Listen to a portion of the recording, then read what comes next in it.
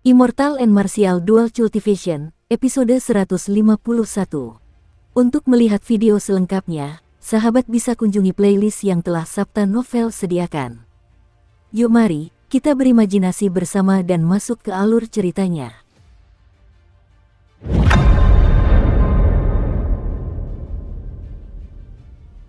Pilihan kedua adalah menggunakan esensi untuk membuka meridian-meridian kecil ini secara paksa.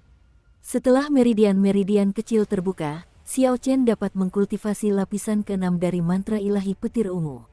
Setelah itu terjadi, Xiao Chen bisa meningkatkan kekuatannya secara signifikan dalam waktu singkat. Namun, sebelum membahas kesulitan untuk berhasil melakukan hal ini, membuka paksa 4 meridian kecil pasti akan menyebabkan beberapa kerusakan tersembunyi. Jika tidak ditangani dengan benar, hal itu akan memengaruhi kultivasi Xiao Chen di masa depan. Setelah mantra ilahi petir ungu berputar selama satu siklus besar lagi, Xiao Chen membuka matanya. Cahaya ungu melesat keluar dari matanya. Seketika itu, hutan gelap itu menjadi terang sepenuhnya. Setelah cahaya itu berkelebat, ia bersembunyi di kedalaman mata Xiao Chen. Ketika dia melihat sisa energi petir ungu di udara, dia dengan santai melambaikan tangannya. Energi ungu itu segera membentuk pusaran air dan berkumpul di telapak tangan Xiao Chen, membentuk gumpalan api ungu. Xiao Chen mengayunkan tangannya ke depan dan meluncurkan api ungu. Tanpa mengeluarkan suara, api itu membakar pohon yang berada di jalannya hingga menjadi abu. Bang! Akhirnya, api ungu itu menghantam tebing. Ledakan itu menciptakan lubang selebar 100 meter di sisi tebing. Puncak tebing berguncang perlahan untuk beberapa saat dan bebatuan berjatuhan. Lemparan santai Xiao Chen sudah bisa menghasilkan hasil seperti itu. Jika itu terjadi di masa lalu, Xiao Chen mungkin akan merasa sedikit puas. Namun, sekarang setelah melihat kekuatan seorang raja bela diri sejati, dia tahu bahwa ini tidak ada artinya. Di hadapan seorang ahli sejati, dia hanyalah seorang anak kecil yang sedang bermain rumah-rumahan.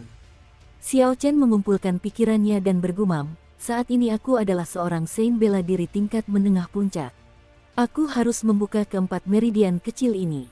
Saat aku naik ke tingkat saint bela diri unggul, 1 dari 4 meridian kecil akan terbuka. Saat aku naik ke tingkat saint bela diri unggul puncak, aku akan membuka 1 lagi. Saat aku naik ke raja bela diri, aku akan membuka 2 yang tersisa. Artinya, aku hanya bisa benar-benar menguasai lapisan ke-6 mantra ilahi petir ungu ketika aku menjadi raja bela diri.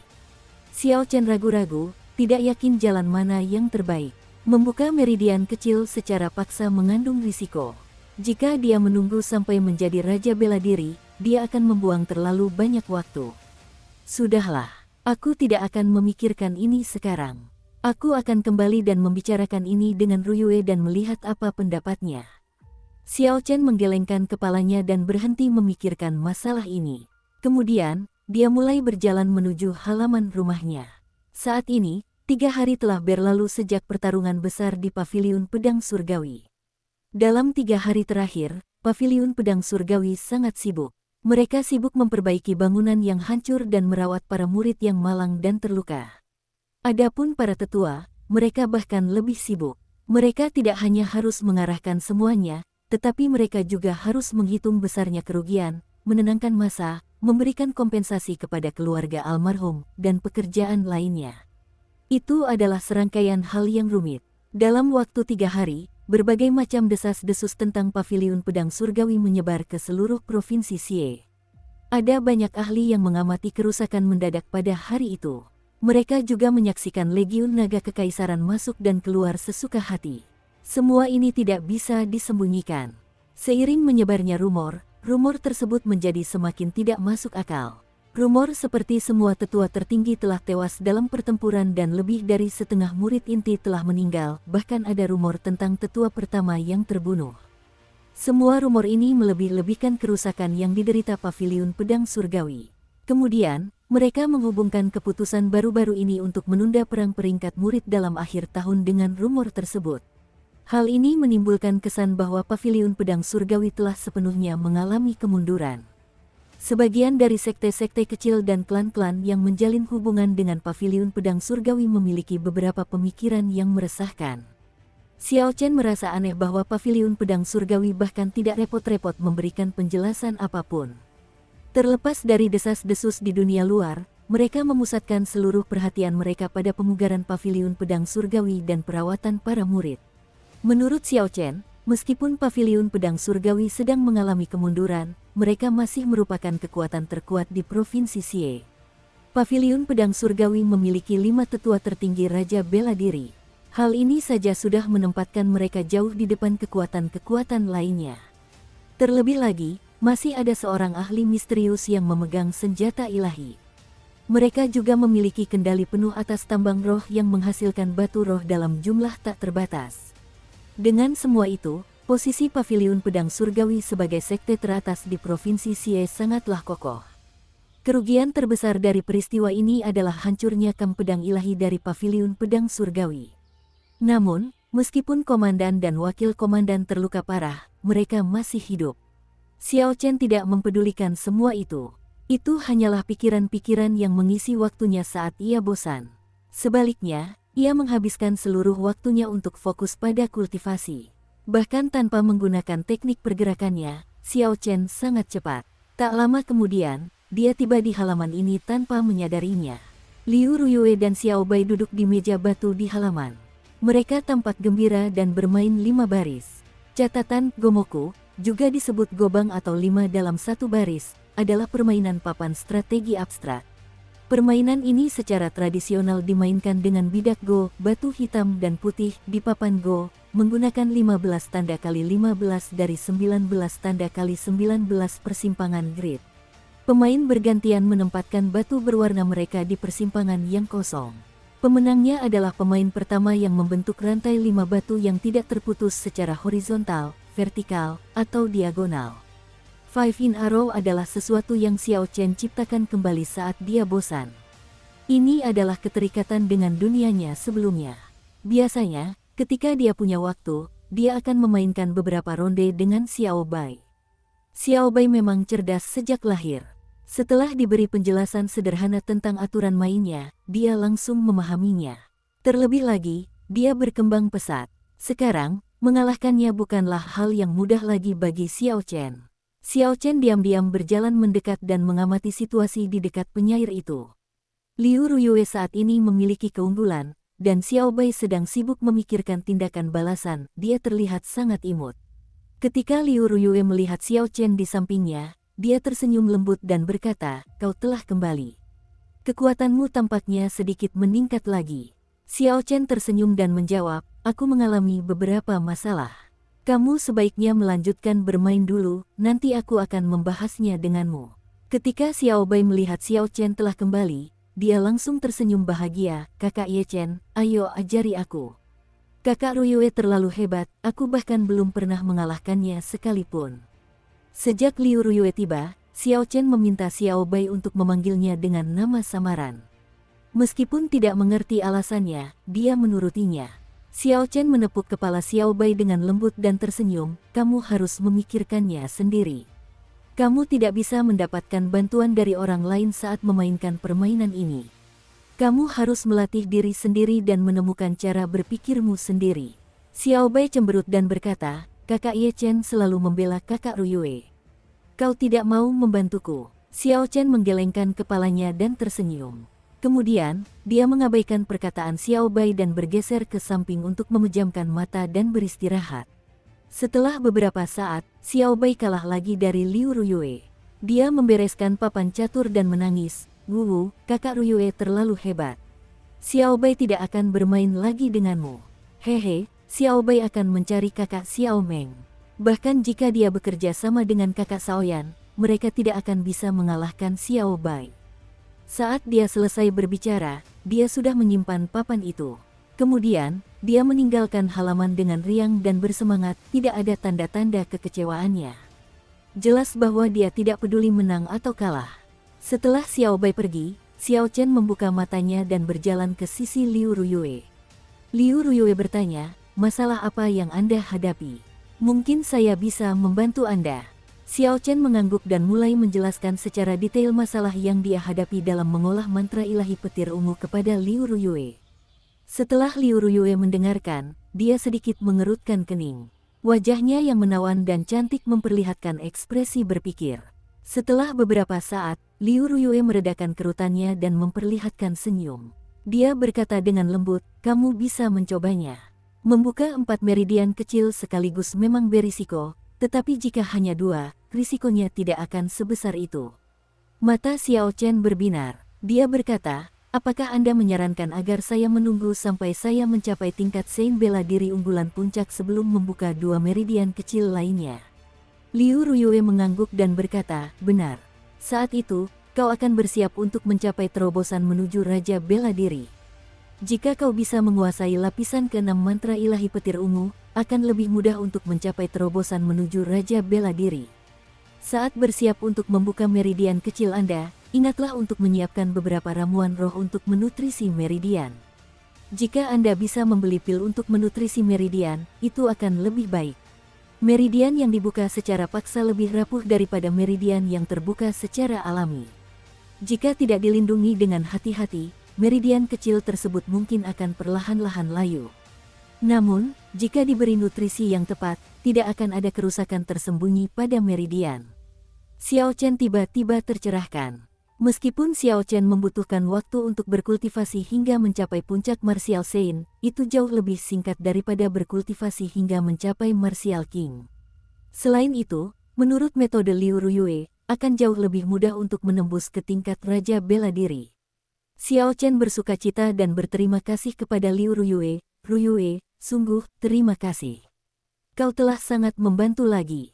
Liu Ruyue tersenyum lembut. Saat melihat senyum Xiao Chen, ia merasa bahagia untuknya dari lubuk hatinya. Liu Ruyue tiba-tiba teringat sesuatu dan berkata, "Benar. Ayahku memintamu untuk pergi ke pertemuan puncak malam ini. Dia mencarimu terkait suatu urusan." Malam itu gelap gulita, bintang-bintang menghiasi langit malam.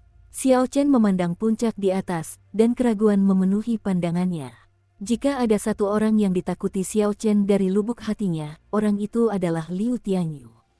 Sekuat apapun Song Ke, atau sebesar apapun otoritas tetua pertama, meskipun Xiao Chen takut pada mereka, dia tidak merasakan ketakutan yang menghambat.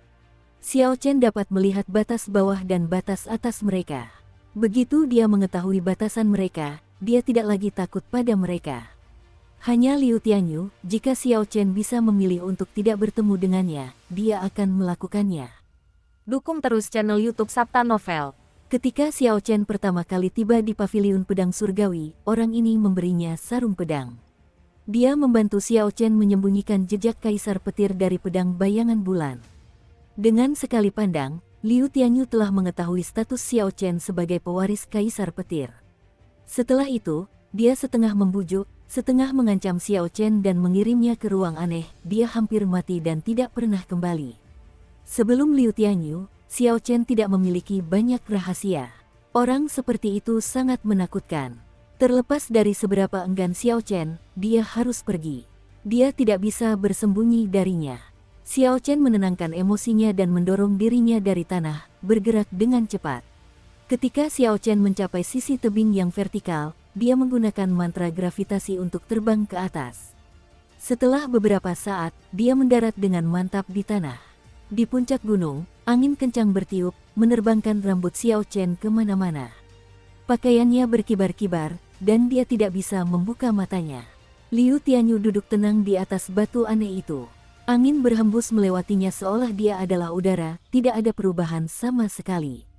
Hanya 2 orang yang menduduki puncak, kultivator yang lebih kuat terlihat jelas. Liu Tianyu membuka matanya dan menatap Xiao Chen dengan tenang, dengan tatapan yang agak bingung. Wajah Liu Tianyu penuh dengan kerutan, dia tampak lebih tua dari sebelumnya. Ini adalah seseorang yang mengalami kemunduran seiring bertambahnya usia.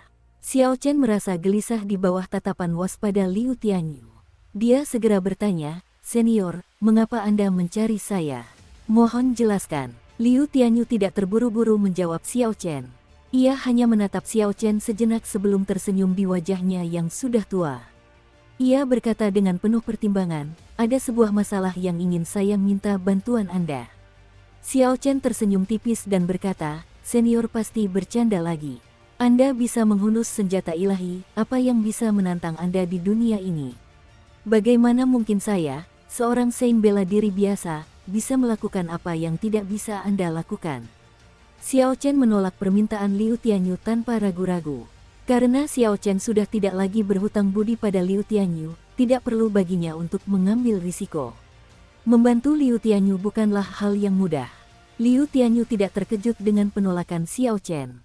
Dia hanya menatap Xiao Chen tanpa mengucapkan sepatah kata pun. Tatapan Liu Tianyu tenang, tidak ada emosi lain yang bercampur, tidak ada amarah maupun kemarahan. Dia hanya mengamati Xiao Chen dalam diam. Xiao Chen merasa sangat canggung di bawah tatapan mengawasi itu. Setelah beberapa saat, dia tidak tahan lagi. Dia berkata, "Katakan dulu apa yang kamu butuhkan bantuannya." Liu Tianyu tersenyum, dan matanya menyipit. Dia berkata, "Aku hanya tahu bahwa pahlawan muda Ye masih muda dan menjanjikan. Kau memiliki hati emas dan rela membantu orang lain. Kau akan mengasihani orang tua ini." Xiao Chen menyela dan berkata, "Tolong, Tuan, berhentilah menyanjung dan memuji saya. Bicaralah terus terang." Liu Tianyu melambaikan tangannya, dan sebuah gaya hisap menarik kotak kayu bertuliskan, seperti kaisar yang datang sendiri, membuatnya terombang-ambing di udara tanpa henti.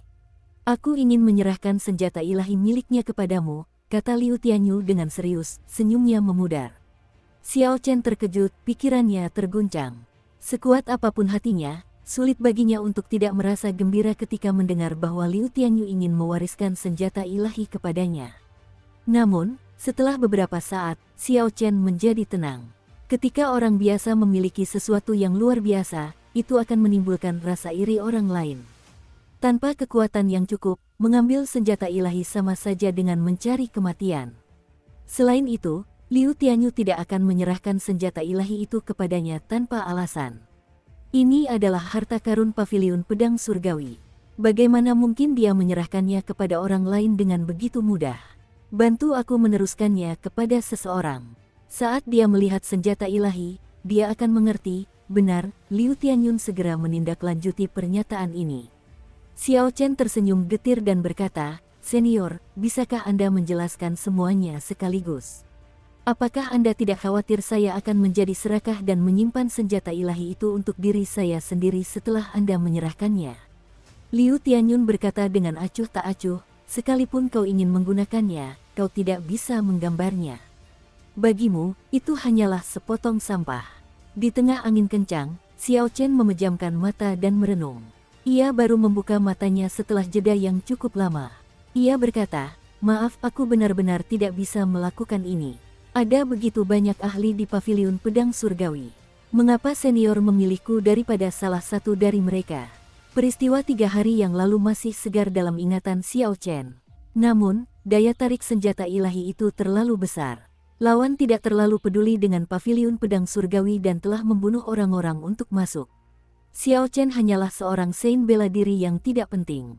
Bagaimana mungkin dia memiliki kekuatan untuk melindungi senjata ilahi? Apalagi seorang raja bela diri tingkat puncak, bahkan seorang raja bela diri tingkat unggul pun akan mengalahkannya dengan mudah. Liu Tianyu berbicara dengan sedikit nada cemas, "Siapa di paviliun pedang surgawi yang akan mengizinkan saya menyerahkan senjata ilahi kepada orang lain? Ada masalah internal dan agresi dari luar, ini adalah masa-masa sulit. Ini adalah saat paling berbahaya bagi sekte kita. Ini juga merupakan keinginan terakhir orang tua ini. Saya harap adik kecil tidak akan menolak saya." Xiao Chen berkata dengan bingung. Leng Liusu mencapai puncak raja bela diri tingkat rendah pada usia 17 tahun. 3 tanah suci akan mengirim orang ke paviliun pedang surgawi. Dengan dukungan tanah suci, siapa yang berani melawan paviliun pedang surgawi? Liu Tianyu menggelengkan kepalanya dan berkata, "Jika orang tua ini bisa bergerak bebas, aku akan melakukan yang terbaik untuk mencegah hal ini terjadi." Berinteraksi dengan 3 tanah suci tidak pernah menghasilkan akhir yang baik. Xiao Chen menggelengkan kepalanya dan berkata, 3 tanah suci terpisah dari dunia fana. Mereka memiliki kekuasaan absolut dan tidak berada di bawah kendali suatu negara. Jangkauan mereka sangat luas. Dengan dukungan mereka, hanya ada manfaat dan tidak ada kerugian. Liu Tianyu tersenyum dingin dan berkata, "Betapa bodohnya. Berapa banyak kekuatan besar yang kau kenal di benua ini selain 3 tanah suci? Siapa sebenarnya yang mengendalikan dunia? Sebenarnya, Seberapa besar dunia ini? Apakah Anda bisa membayangkan betapa berbahayanya permainan yang dimainkan oleh kekuatan-kekuatan puncak satu sama lain? Dunia beroperasi berdasarkan keuntungan dan kepentingan. Jika mereka tidak dapat memperoleh sesuatu, mereka tidak akan membiarkan orang lain memperolehnya. Tidak pernah ada penyelamat sejati di dunia ini. Adapun seberapa besar dunia ini, apa saja kekuatan besar di benua itu, dan siapa penguasa dunia yang sebenarnya, Xiao Chen tidak tahu. Pertanyaan retoris Liu Tianyu membuat Xiao Chen terdiam, dia tidak bisa memikirkan apapun untuk dikatakan. Batuk. Setelah Liu Tianyu berbicara, ekspresinya tiba-tiba berubah jelek. Dia tidak bisa berhenti batuk, dan garis-garis hitam aneh muncul di wajahnya, dia tampak seperti sedang kesakitan. Hal ini sangat mengejutkan Xiao Chen. Dia bergegas maju dan berkata, "Senior, ada apa denganmu? Jangan mendekat." Liu Tianyu meraung dengan ekspresi garang. Dia memancarkan aura kematian yang mengerikan. Wajah Xiao Chen berubah muram. Dia meletakkan tangan kanannya di gagang pedang dan dengan cepat mundur, mendarat tepat di tepi tebing. Aura kematian menembus kedalaman hati. Xiao Chen belum pernah melihat aura kematian yang begitu murni sebelumnya. Itu membuat seseorang merasakan ketakutan dari lubuk hatinya, seolah-olah kematian mengintai di setiap sudut. Banyak sekali tentakel hitam muncul entah dari mana dan melilit tubuh Liu Tianyu. Ekspresinya berubah masam saat ia menahan penderitaan itu dengan getir. Setelah sekian lama, tentakel hitam itu perlahan menarik diri. Ekspresi Liu Tianyu kembali tenang. Namun, wajahnya tampak menua seolah-olah ia bertambah tua 10 tahun. Liu Tianyu menggelengkan kepalanya dan tersenyum getir, "Awalnya kupikir aku bisa bertahan 1 atau 2 hari lagi. Aku tidak menyangka ini akan terjadi secepat ini. Teman kecilku, ini adalah hal terakhir yang diminta orang tua ini darimu. Tolong berikan senjata ilahi itu kepada orang tersebut." Huci. Liu Tianyu mengayunkan tangannya dan melemparkan kotak kayu berisi senjata ilahi ke arah Xiao Chen. Xiao Chen tidak bisa menghindar dan hanya bisa mengulurkan tangannya untuk menerimanya. Kotak kayu itu sedikit ambles saat berada di tangannya, jelas sekali kotak itu memiliki bobot yang cukup berat. Xiao Chen meletakkan kotak kayu itu di kakinya dan bertanya, "Apa yang baru saja terjadi?" Liu Tianyu menepisnya dan berkata, "Hanya iblis tingkat tinggi yang telah merasuki tubuhku selama 20 tahun. Kau tidak perlu mempedulikannya. Kecuali kau memiliki garis keturunan Kaisar Pedang, kau tidak dapat menggunakan kekuatan sejati dari senjata ilahi. Bahkan mustahil untuk menghunus pedang sepenuhnya. Ketika Master Pavilion sebelumnya menyerahkannya kepadaku, dia meninggalkan segel suci di atasnya. Aku akan menyerahkannya kepadamu hari ini. Jika diperlukan, kau dapat menghunus senjata ilahi ini." Huci. Liu Tianyu mengulurkan jarinya, dan sebuah segel suci yang gemerlap muncul di ujungnya. Kemudian, segel itu terbang ke lautan kesadaran Xiao Chen dengan suara "Sou".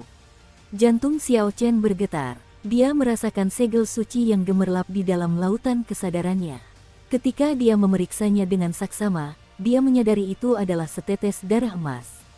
"Sepertinya dia telah melemparkan masalah panas ini kepadaku." Xiao Chen menghela napas sambil berpikir. "Di mana orang ini? Bagaimana cara menemukannya? Siapa namanya?" tanya Xiao Chen. Liu Tianyu menjawab, "Dia adalah saudara dari ketua pavilion sebelumnya. Namanya Leng Tianhe. Dia meninggalkan pavilion pedang surgawi beberapa dekade yang lalu. Bahkan aku pun tidak tahu di mana dia sekarang." Xiao Chen ingin mengumpat, dia bahkan tidak tahu di mana orang ini berada, bagaimana aku bisa menemukannya. Liu Tianyu tersenyum dan berkata, "Aku yakin kau akan menemukannya. Pergilah dengan cepat. Setelah menggunakan senjata ilahi, kekuatanku sudah terlalu terkuras. Aku tidak bisa lagi menekannya. Aku akan membekukan diriku dalam es sekarang." Sebuah kekuatan dahsyat mendorong Xiao Chen tanpa memberinya waktu untuk mengajukan pertanyaan lebih lanjut. Embun beku perlahan menyelimuti tubuh Liu Tianyu. Ki dingin perlahan menyebar, dan tak lama kemudian, ia berubah menjadi patung es. Energi dingin terus menyebar dan dengan cepat serta sepenuhnya menutupi puncak. Pada saat berikutnya, es menyegel seluruh puncak bersama dengan Liu Tianyu. Xiao Chen membawa kotak kayu itu sambil turun dengan cepat. Angin kencang bertiup dari kedua sisi. Ketika dia melihat puncak yang tertutup embun beku, dia merasakan perasaan yang rumit di hatinya. Xiao Chen meletakkan kotak kayu itu di cincin semesta. Kemudian, dia segera menuju ke halaman rumahnya. Liu Ruyue belum tidur dan berdiri dengan tenang di halaman. Xiao Chen ragu sejenak sebelum menceritakan apa yang terjadi di pertemuan puncak itu, memberikan setiap detail kepada Liu Ruyue. Di luar dugaan, setelah Liu Ruyue mendengarnya, ekspresinya tidak berubah, dia tidak terkejut. Liu Ruyue tersenyum getir dan menjelaskan, ayahku memberitahuku ketika dia menyerahkan puncak Qingyun kepadaku. Iblis berpangkat tinggi itu adalah iblis kedua setelah Jenderal Iblis Darah. Roh iblis telah merasukinya selama hampir 20 tahun. Sebenarnya, dia selalu kesakitan. Dia hanya tidak mau memberitahuku. Mungkin membungkus dirinya dengan es adalah hal terbaik untuknya. Liu Ruyue terdiam sejenak sebelum melanjutkan, kau tidak perlu terlalu khawatir tentang senjata ilahi itu. Biarkan saja di dalam kotak kayu, tidak ada yang bisa merasakannya. Xiao Chen tersenyum lembut dan berkata, hanya itu yang bisa kulakukan. Ada begitu banyak orang di dunia ini. Sangat sulit untuk menemukan satu orang yang tepat di antara mereka semua. Sebaiknya kau tidur lebih awal. Jika ada cara untuk menyelamatkan ayahmu di masa depan, aku akan melakukan semua yang ku bisa. Liu Ruyue mengangguk dan berkata, terima kasih sebelumnya. Kamu juga sebaiknya tidur lebih awal, jangan terlalu membebani diri sendiri. Pagi-pagi sekali, Xiao Chen melanjutkan latihannya seperti biasa. Dia tidak terlalu membebani dirinya sendiri dengan masalah senjata ilahi itu. Namun, dia tidak terburu-buru untuk menguasai mantra ilahi petir ungu. Sebaliknya, dia sepenuhnya fokus pada seni memahat tubuh naga dan harimau. Karena dia menemui hambatan dalam kultivasi mantra ilahi petir ungu, dia akan fokus pada seni memahat tubuh naga dan harimau sebagai gantinya. Xiao Chen duduk bersila di bawah air terjun yang deras di pegunungan belakang. Dia menggunakan metode yang lebih keras untuk mengolah lapisan terakhir dari seni memahat tubuh naga dan harimau. Mengembangkan teknik penguatan tubuh jauh lebih berat dan sulit daripada teknik kultivasi. Selain harus menanggung kesepian yang tak berujung, tubuh juga harus ditempatkan di bawah tekanan yang sangat besar setiap saat. Dalam sekejap mata, 7 hari telah berlalu. Paviliun Pedang Surgawi mengerahkan banyak tenaga kerja untuk sepenuhnya memulihkan semua bangunan yang hancur dalam 7 hari terakhir. Paviliun itu telah mengembalikan kejayaannya di masa lalu. Pada saat yang sama, mereka merilis sebuah berita mengejutkan, sang Master Paviliun Muda, Leng Liusu, menjadi Raja Bela Diri tingkat rendah puncak pada usia 17 tahun. Istana Gairah Phoenix, salah satu dari 3 tanah suci, akan mengirimkan para ahli dari sekte mereka ke Paviliun Pedang Surgawi pada awal bulan depan. Mereka akan membantu Paviliun Pedang Surgawi untuk sepenuhnya menutup celah spasial tersebut. Paviliun Pedang Surgawi akan menyelenggarakan jamuan penyambutan besar-besaran di platform naik surga. Pada saat yang sama, mereka mengirimkan undangan kepada semua sekte dan klan utama untuk berpartisipasi. Salah satu dari 3 tanah suci legendaris sebenarnya pernah mengunjungi Paviliun Pedang Surgawi. Lebih jauh lagi, Paviliun Pedang Surgawi memiliki seorang jenius yang menjadi Raja Bela Diri tingkat rendah puncak pada usia 17 tahun. Dalam sekejap, semua rumor negatif seputar Paviliun Pedang Surgawi lenyap. Sekte-sekte yang memiliki hubungan dengan Paviliun Pedang Surgawi dan memiliki pikiran yang gelisah segera mengirim seseorang untuk memberikan hadiah dan menunjukkan kesetiaan mereka. Banyak pemimpin kekuatan besar datang secara pribadi dan membawa hadiah-hadiah yang sangat berharga. Mereka berharap dapat bersekutu dengan Paviliun Pedang Surgawi. Jika mereka dapat mengandalkan Paviliun Pedang Surgawi sebagai pendukung mereka, status mereka akan meningkat.